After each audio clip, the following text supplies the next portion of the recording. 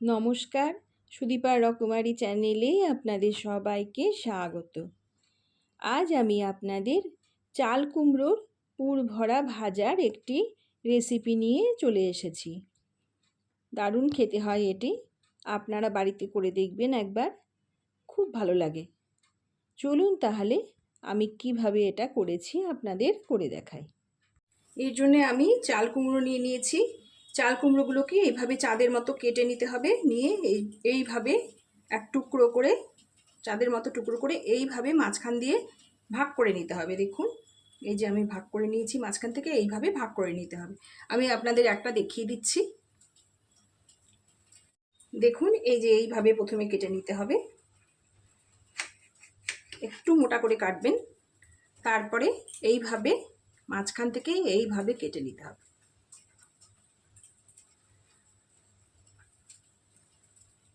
দুপাশটা যাতে সমান হয় সেভাবে এইভাবে পুরোটা কেটে নেবেন। নিচটা একটুখানি লেগে থাকবে, এইভাবে কেটে নিতে হবে। দেখুন, এইভাবেই পুরোটা কেটে নিতে হবে। এবার আমার সবগুলো কাটা নিয়ে কেটে নিয়েছি। এবারে আমি এর মধ্যে একটু নুন মাখিয়ে নেব। অল্প একটু নুন মাখিয়ে একটু সময়ের জন্য রেখে দিতে হবে, যাতে এগুলো নরম হয়ে যায়। নুন মাখিয়ে নিয়ে এরকমভাবে নুন মাখিয়ে নেবেন, নিয়ে অল্প সময়ের জন্য একটু রেখে দেবেন। এই নুনটা এর মধ্যে ঢুকে যাবে এবং চাল কুমড়োটাও নরম হয়ে যাবে।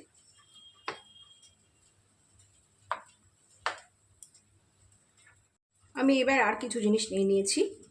আমি নিয়েছি, দেখুন, এরকম ছোট নারকেল, একটা হাফ নারকেল কোড়া। আমি এখানে দু চামচ সর্ষে নিয়েছি, সাদা সর্ষে, চা চামচ। এই যে এই চামচের 2 চামচ সর্ষে নিয়েছি, আর এই চামচেরই 4 চামচ পোস্ত নিয়েছি, চা চামচ। আর এই অল্প একটু ধনে পাতা কুচিয়ে নিয়েছি, আর নিয়েছি কটা কাঁচা লঙ্কা। ঝালটা আপনারা আপনাদের স্বাদ মতো দেবেন। এবার আমি একটা মিক্সির জার নিয়ে নিয়েছি। এর মধ্যে পোস্ত, সর্ষেটা দিয়ে আমি অল্প একটু নুন দিয়ে আগে শুকনো পেস্ট করে নেব। আমার একটা শুকনো পেস্ট করা হয়ে গেছে। এবারে আমি এর মধ্যে নারকেল কোড়াটা দিয়ে দেব। নারকেল কোড়াটা দিয়ে দিলাম, আর দিয়ে দেবো কাঁচা লঙ্কাগুলো। এবার একটু জল দিয়ে, অল্প জল দিতে হবে, যেন এটার পেস্টটা যেন বেশি পাতলা না হয়ে যায়। অল্প জল দিতে হবে আন্দাজ বুঝে। আমি এবার এটা পেস্ট করে নেবো আবার। এবার আমি একটি বাটি নিয়ে নিয়েছি। এর মধ্যে নেব চালের গুঁড়ো। চালের গুঁড়োটা দেখুন, আমি পরিমাণ যেমন আমি চাল কুমড়ো নিয়েছি সেই আন্দাজেই চালের গুঁড়োটা নিতে হবে। দেখুন, আমি এখানে এই চামচটার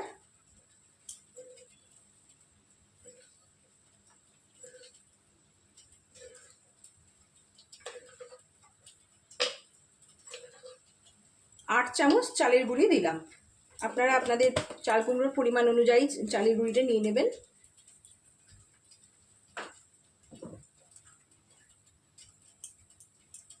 এবারে আমি এর মধ্যে দেব নুন।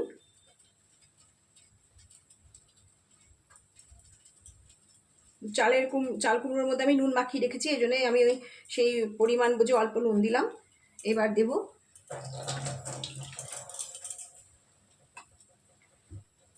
একটু লঙ্কার গুঁড়ো।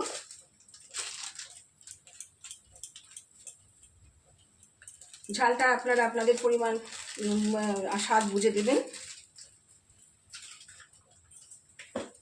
দেব একটু কালো জিরে সামান্য,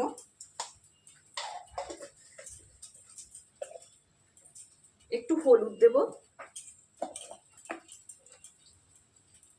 অল্প, সামান্য একটু হলুদ। এবার আমি জল দিয়ে ভালো করে এটা ফেটিয়ে নেব। একটা ব্যাটার তৈরি, ঘন করে একটা ব্যাটার তৈরি করে নেব। আপনারা আমি এটা চালের গুঁড়ি দিয়ে করব। আপনারা ইচ্ছে করলে এটা বেসন দিয়েও করতে পারেন, তবে আমি চালের গুঁড়ি দিয়েই করি, বেশি ভালো হয়, মচমচেও হয়। অল্প অল্প জল দিয়ে একটা ঘন ব্যাটার তৈরি করে নিতে হবে। এইভাবে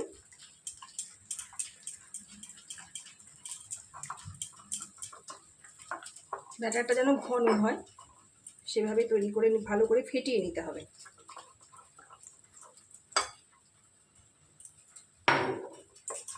এইভাবে একটা ব্যাটার তৈরি করে নিতে হবে।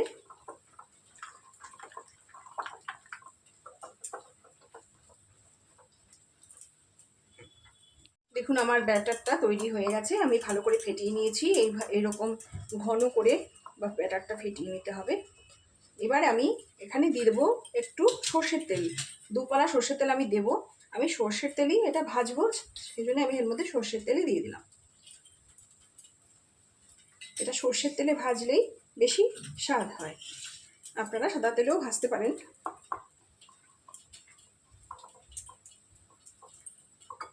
এই যে আমার ব্যাটারটা রেডি হয়ে গেছে।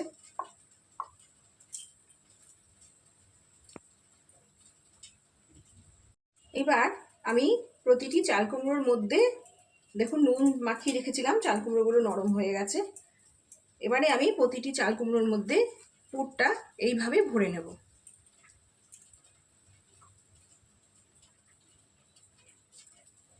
এইভাবে সমান করে ভরে নিতে হবে।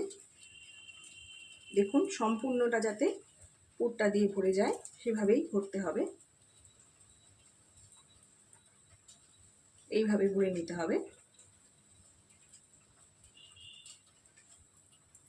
এই যে আমার এটা রেডি হয়ে গেল।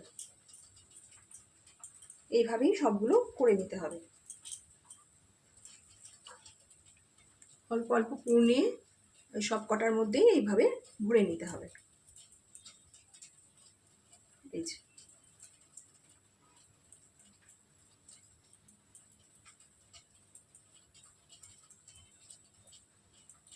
এই যে হয়ে গেছে। এইভাবেই পুরো সবগুলো ভরে নিতে হবে। দেখুন আমার তেলটা গরম হয়ে গেছে, আমি গ্যাসের আঁচটা কমিয়ে নিয়েছি। এবার প্রতিটি চাল কুমড়োকে আমি এইভাবে ব্যাটারের মধ্যে লাগিয়ে, এই যে দেখুন এইভাবে ব্যাটারের মধ্যে লাগিয়ে এইভাবেই প্রতিটি করে নিতে হবে।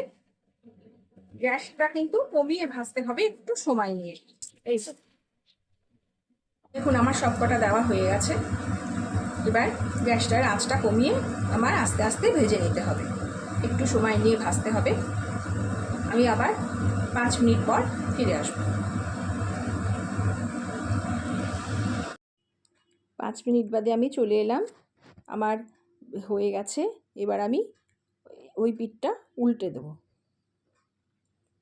দেখুন এইভাবে ওই পিঠটা উল্টে দিতে হবে।